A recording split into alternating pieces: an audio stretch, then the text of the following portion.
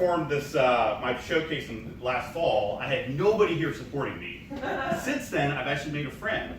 I've got one person supporting me. It's actually not true. She's not my friend. I just found her outside. She seemed nice. So. Anyways, the very first thing people notice about me is that I'm brown.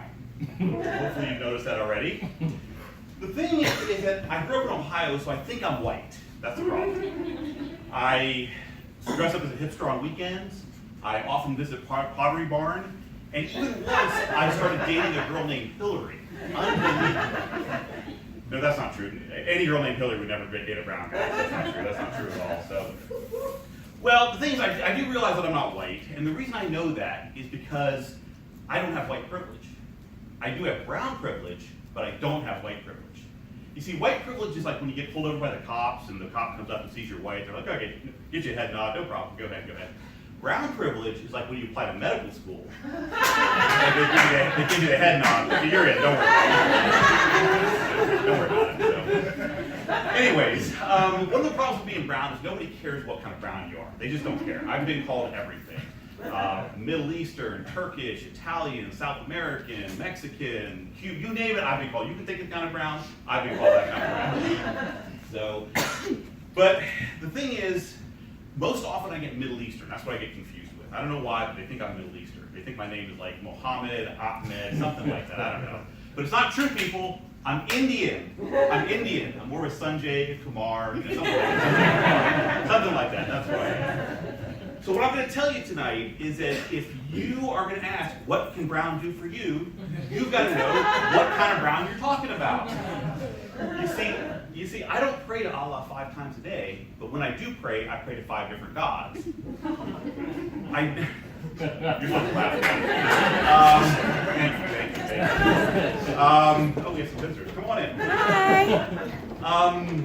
I would never, ever require my girlfriend to wear a burqa. Never. But she must have a red dot in her head at all times. True, true. In my entire life, I've never thought about blowing up an airplane. But I'm really good at tech support. So, ma'am, if you have Windows, I'm your guy. Anyways. So yeah, I mean, the thing is, it's important to know what kind of brown you're talking about. It's really, really important. You see, I might own a 7-Eleven, I might own a motel, but I would never own a casino. That's the wrong type of venue.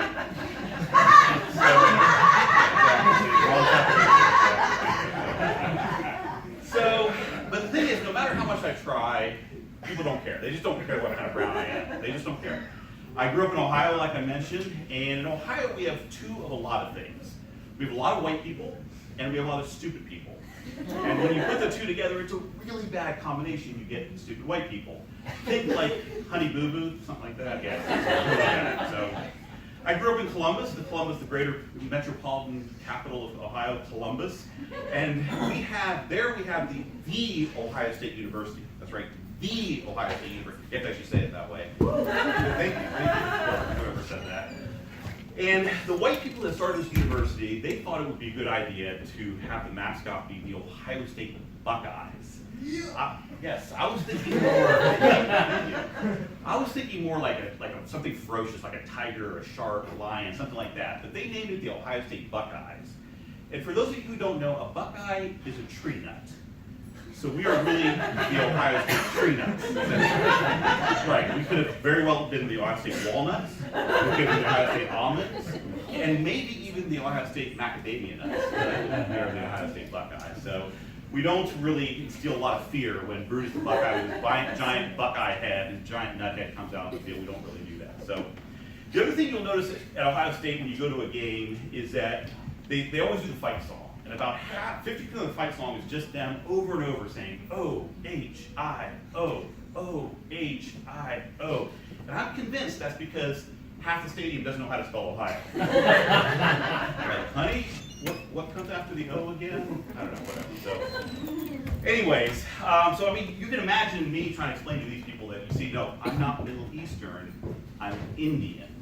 They kind of look at me and they're like, Indian? So does that make you Cherokee? And I'm like, no, it's like completely wrong.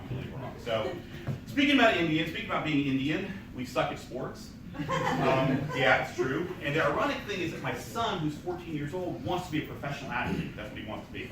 And I'm like, dude, you know you're Indian, right? And he's like, he still wants to be a professional athlete. So I tell him, like, we just had the Winter Olympic Games, and the Winter White Games, as I call them.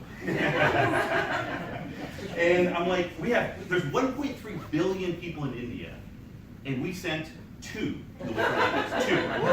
I did the math, and that's, I'm Indian, I did the math. That's that's 0.000000002% of our population. If one person dropped out, we wouldn't have an Olympic team, an Olympic person.